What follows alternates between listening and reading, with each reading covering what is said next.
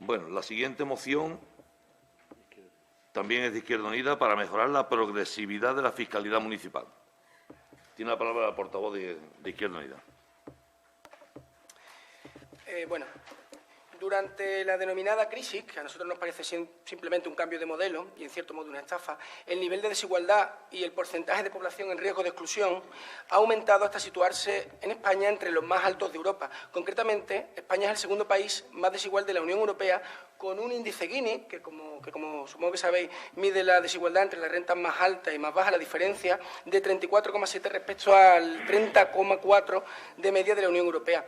El porcentaje de población de riesgo de exclusión en España es del 27,3, casi una de cada 3 personas, superior al 24,5 de la Unión Europea, según datos de Eurostat, datos oficiales. En Andalucía, esta situación aún es más cruda, con un porcentaje de población en riesgo de exclusión del 42,3, según el Instituto Nacional de Estadística. La ciudad de Huelva es la segunda ciudad andaluza y la sexta española con mayor riesgo de pobreza, con 43.848 personas, una de cada 3 en riesgo de exclusión, según un grupo independiente, ICE Group. Estos indicadores reflejan que el descalabramiento de la justicia y la protección social en nuestro país se ha cebado especialmente con Andalucía y muy concretamente con la población onubense. Cartaya no es una excepción. En Cartaya hay un índice de paro, según últimos datos, del 21,71, 1.842 parados, contra el 23,78% nacional. Es cierto que el índice de paro en Cartaya está un poquito por debajo de la media nacional, pero actualmente, como todo el mundo sabe, trabajar ya no es garantía contra la pobreza y la exclusión social. La prueba es un informe del Ayuntamiento a petición de Izquierda Unida en el que se determina que 281 familias han pedido que se abra expediente en asuntos sociales para recibir asistencia. Según los propios servicios técnicos, el 95% de estas familias están en riesgo de exclusión o de vulnerabilidad, que, por cierto, han recibido atención y ha habido una atención efectiva sobre cuestiones como el pago de la electricidad, el pago del agua o incluso la ayuda para los alimentos por parte del Ayuntamiento, medida que agradecemos. Pero bueno, para mejorar, no es suficiente, para mejorar esta situación de emergencia social, a nosotros nos parece que se requieren medidas urgentes de redistribución de la riqueza, medidas urgentes que podrían consistir fundamentalmente en las reformas de las políticas del gasto público y en la reforma de las políticas fiscales. Esto lo recomienda el Fondo Monetario Internacional, no es que lo diga solo Izquierda Unida, que habla de que las transferencias sociales y la intervención sobre los impuestos directos podrían amortiguar un poquito esta situación de emergencia social que está padeciendo la población a nivel europeo y en cada uno de nuestros países, concretamente en España. Impuestos directos como el IRPF, como el impuesto de sociedades o como el impuesto de actividades económicas, digamos que disminuyen el nivel de desigualdad, porque gravan en función de la capacidad económica de cada persona o de cada entidad. Es decir, si tú ganas más, pues pagas más, y si ganas menos, pues pagas menos. Sin embargo, los impuestos indirectos, como el IVA, que el Gobierno popular ha subido de forma desproporcionada, o como otro tipo de impuestos, por ejemplo, los hidrocarburos o el tabaco y el alcohol, que tanto el Partido Popular como el Partido Socialista han subido lamentablemente, para aumentar la desigualdad, pues digamos que inciden sobre la diferencia entre la gente que más tiene y la gente que menos tiene a nivel nacional. ¿Por qué? Porque la persona más rica de este país paga exactamente el mismo IVA que la persona más pobre. En ese tipo de impuestos no hay diferencia. Por eso Izquierda Unida trae una propuesta para reformar los impuestos directos municipales, concretamente el IBI, el impuesto de bienes inmuebles, el impuesto de actividades económicas y el impuesto de vehículos de tracción mecánica, el que se conoce como el sello del coche. Son los principales impuestos a nivel municipal. Y bueno, para hacer una breve reseña, de forma didáctica, por si alguien nos escucha, el IBI es un recurso tributario, es el recurso tributario más importante a nivel municipal para las haciendas locales, grava a los inmuebles en función del valor catastral al que se le aplica un gravamen. En Cartaya es de 0,85, tanto para inmuebles rústicos como inmuebles urbanos. Eso significa que nos vamos casi al techo del coeficiente permitido, concretamente en el caso del rústico creo que es un 90% y en el urbano nos vamos a un 80%, y se recauda un total de aproximadamente, según fuentes municipales, 5 millones de euros.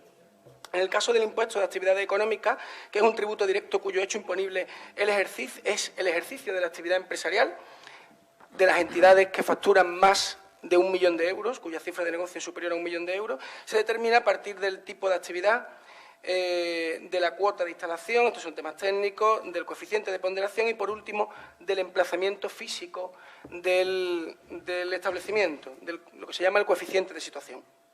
En Cartaya no existe este coeficiente de situación, es decir, no se grava a las grandes empresas en función del emplazamiento físico como se hace en otras ciudades como Córdoba, está ya más cerquita, o Dos Hermanas, o Madrid otra vez, o Barcelona, que últimamente hacen las cosas muy bien,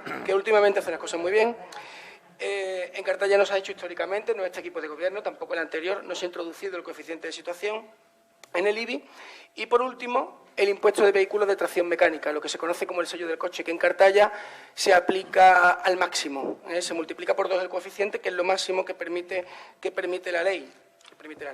Reformar estos tributos para mejorar la progresividad es una vía contra la desigualdad, como decíamos, y la exclusión social en nuestro pueblo. Y para ello nos gustaría o proponemos introducir componentes de la cuota tributaria como el coeficiente de situación y los tipos diferenciados del IBI, para el uso no residencial, para el uso empresarial de inmuebles con alto valor catastral, utilizados en otros municipios de nuestra geografía con eficacia. Pero bueno, tan importante es mejorar la progresividad como garantizar, en nuestras ordenanzas fiscales, como garantizar que se cumplan. Y aquí me gustaría, en este punto, casi para terminar, me gustaría hablar del fraude fiscal en nuestro país. El fraude fiscal en nuestro país afecta entre el 19,2 y el 24%, según el Instituto Nacional de Estadística y Eurostat, de las empresas. La Asociación de Técnicos de Hacienda, GETSA, determina muy claramente que el 70% de la evasión fiscal en nuestro país pertenece a las grandes empresas y a las grandes fortunas, estimándose en 42.710 millones de euros, muy por encima del fraude atribuido a las pequeñas empresas y a los autónomos, que ronda los 16.000 millones de euros, 42.000 el de las grandes empresas y fortunas. Estas grandes empresas, además, hacen lo que yo llamo un fraude fiscal legal. Es decir, se acogen a exenciones, a bonificaciones a las que no pueden acogerse la mayoría de las pymes y los autónomos, con una política de ingeniería fiscal agresiva, tal como se ha definido desde Hacienda, para librarse de colaborar, de ser solidarios con la sociedad y de aportar algo que mínimamente sea justo en base a sus ingentes beneficios. Esto está ocurriendo en España.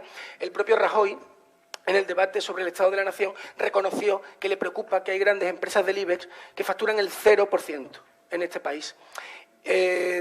Numerosas fuentes, además, reconocen, ya para terminar, no me voy a extender mucho más, que las grandes empresas en este país tributan del 11 al 17%, en muchos casos del 0 al 7%, grandes empresas del IBEX, mientras la pequeña y la mediana empresa tributa del 24 al 27%.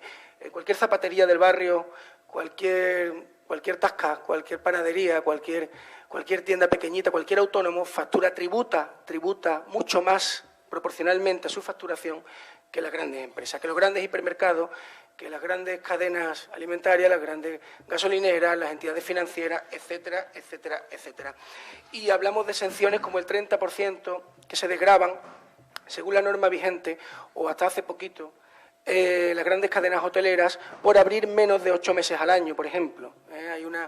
Hay una bonificación del 30% del impuesto de actividades económicas de las grandes cadenas hoteleras por abrir menos de 8 meses al año, que ha ocasionado litigios judiciales y que, por cierto, algunas grandes cadenas hoteleras han ganado tristemente, porque además cuando abren menos de 8 meses al año, como ocurre en nuestro municipio con alguna cadena hotelera, pues los que se van al paro son nuestros ciudadanos y nuestras ciudadanas.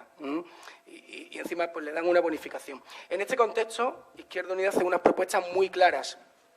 Si la ciudadanía paga uno de los gravámenes del impuesto de bienes inmuebles más altos que se pueden pagar, si la ciudadanía paga un sello del coche, un nivel del sello del coche de los más altos que se pueden pagar, si la ciudadanía, si nuestros pequeños empresarios pagan casi lo máximo que pueden pagar, que algunas veces no les salen las cuentas y están cerrando en nuestro municipio muchas pequeñas empresas, ¿por qué no pueden aportar un poco más las grandes empresas de nuestro municipio, que realmente aportan muy poco, o casi nada, diríamos? Entonces hacemos 3 propuestas muy concretas. La primera es instar a la agencia tributaria a que desarrolle una campaña de inspección del impuesto de actividades económicas que tributan las empresas que facturan más de 1 millón de euros en Cartaya. La segunda propuesta es modificar la ordenanza fiscal del impuesto de actividades económicas, introduciendo el coeficiente de situación conforme a lo establecido en el artículo 87 del Real Decreto 2/2004, con el objetivo de aumentar moderadamente las cuotas de las empresas con cifras de negocio superior al 1 millón de euros. La tercera propuesta es modificar la ordenanza fiscal del impuesto de bienes inmuebles para introducir recargas fiscales a inmuebles con alto valor catastral que supere como mínimo el 1 millón de euros dedicadas a alguna actividad económica. Para ello se introducirán los tipos diferenciados del IBI que utilizan municipios donde la recaudación es más eficiente, es más justa y es más solidaria, como Dos Hermanas, como Barcelona, señor alcalde, como Madrid. Muchas gracias. Tiene la palabra el Grupo de Izquierda Unida. Bueno, vamos a ver. En primer lugar, nos consta, y ya lo hemos hecho explícito aquí, nos consta que el gasto público, que se está dedicando gasto público en este ayuntamiento a la población, a las familias en riesgo de exclusión, y por eso felicitamos a este equipo de gobierno, ¿eh? Hasta ahí estamos de acuerdo. En casi todo lo demás no. En primer lugar, nosotros no queremos subir los impuestos a los ciudadanos, todo lo contrario. Es decir, aquí hacía falta un esfuerzo fiscal para hacer frente a la deuda, si quiere, el equipo de gobierno heredada, no voy a entrar ahí, y realmente el esfuerzo fiscal se ha hecho. ¿Pero quién lo ha hecho? La ciudadanía. Se ha pedido un esfuerzo fiscal a la gente para que pague el sello del coche más caro que se puede pagar. Se ha pedido un esfuerzo fiscal a la gente para que pague el IBI más caro, el señor Gabriel Maestre, el IBI al 90% más caro en el caso rústico y en el 80% en el caso urbano, puede hacer usted el cálculo, que se puede pagar. Se ha pedido un esfuerzo fiscal a la gente para que pague los impuestos más altos que se pueden pagar, en el caso del IBI, del impuesto de vehículos de tracción mecánica y otros. Lo que queremos decir es sencillo. Vamos a pedirle algo de solidaridad con una subida moderada a las grandes empresas que facturan más de 1 millón de euros en nuestro municipio. Y voy a ponerle nombre y apellido a grandes hipermercados como Carrefour, Lidl, que están entre los primeros de Europa, entre los primeros del mundo, a grandes entidades financieras como, pues no sé, como las entidades financieras de nuestro pueblo. No voy a mencionar ninguna, a ver si va a haber lío. Pero todos conocemos las entidades financieras que hay en nuestro pueblo, conocemos a los grandes hipermercados, sabemos qué grandes cadenas hoteleras hay en nuestro pueblo, estaciones de servicio, etcétera. Esas empresas que facturan más de 1 millón de euros también pueden hacer un pequeño esfuerzo. Y eso es lo que pedimos. Y, Antonio, somos muy concretos como en otras ocasiones. Lo que pasa es que no sé si a veces se nos entiende. Eso lo tengo que reconocer, ¿vale? Pero somos muy concretos. Vamos a ver, Antonio. Hay dos componentes de la tributación que se utilizan en otros municipios, que son el coeficiente de situación, en el caso del impuesto de actividades económicas, y, digamos, los tipos diferenciados del IBI para usos no residenciales. Eso existe y se utiliza de forma habitual. ¿Y en qué consiste? Pues consiste en digamos, establecer un callejero fiscal y establecer diferentes multiplicadores en función de la calle o la avenida en la que nos encontremos. ¿Y cómo se hace eso? En las ordenanzas fiscales, ¿en base a qué se desarrolla esa estrategia? En base a qué empresas están ubicadas en esas zonas del municipio. Es algo muy concreto. Por ejemplo, si tú a la carretera donde está ubicada Carrefour le metes un 1,4, pues multiplicas la tributación del impuesto de actividades económicas de Carrefour por 1,4. Le sube mínimamente el impuesto de actividad económica. Y aquí me gustaría responder también al Partido Popular. Como en la moción anterior, entiendo que tengamos diferencia de opiniones y la respeto. Tenemos una visión muy diferente de nuestra realidad social, de nuestra sociedad, de nuestro sistema económico. Entiendo que el Partido Popular, como luego veremos con el impuesto de sucesiones, pues no quiere que los grandes patrimonios, las grandes fortunas y las grandes empresas tributen. Quiere bajarles al mínimo la tributación y prefiere que entre la mayoría social pues nos distribuyamos las cargas fiscales. Eso lo entiendo, hasta ahí lo entiendo. Pero estamos hablando de una subida muy mínima, o sea, una subida mínima. Ninguna empresa va a salir de Cartaya porque le subas un 3%, un 4%, un 5% el IAE. Ninguna. No va a salir ninguna. Y eso tenemos que dejarlo claro. Y para terminar, hablando de las grandes empresas, nadie, me refiero al portavoz del Partido Popular, nadie está acusando de estafadores a los consejos directivos de las grandes empresas. Estamos poniendo encima de la mesa datos de Hacienda, datos de diferentes entidades, con cierto prestigio a nivel europeo e internacional y estamos poniendo encima de la mesa que las grandes empresas tributan la tributación efectiva de las grandes empresas en este país es muy inferior al de las pequeñas y las medianas empresas. Y eso es una realidad. Nadie está acusando a nadie ni se está demonizando a la gran empresa. Si queremos hacer referencia a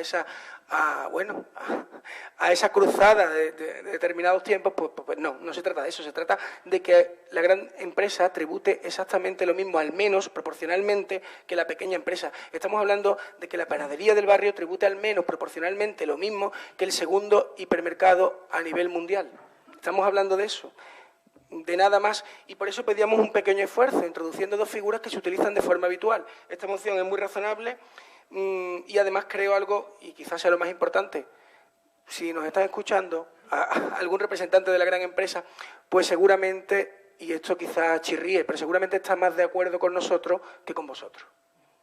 Porque la responsabilidad social, la responsabilidad corporativa y contribuir al desarrollo del municipio, de la zona donde estás ubicado, es una estrategia que se está llevando a cabo ahora entre las principales empresas a nivel mundial. Se está potenciando el desarrollo del municipio donde las grandes empresas están ubicadas y va a entender que hay una subida mínima para potenciar nuestro municipio. Se va a entender perfectamente. Quien no lo entiende es el equipo de gobierno porque quizás tenga otra visión de nuestro sistema fiscal. Pero nada más. Lamentamos que no se apruebe.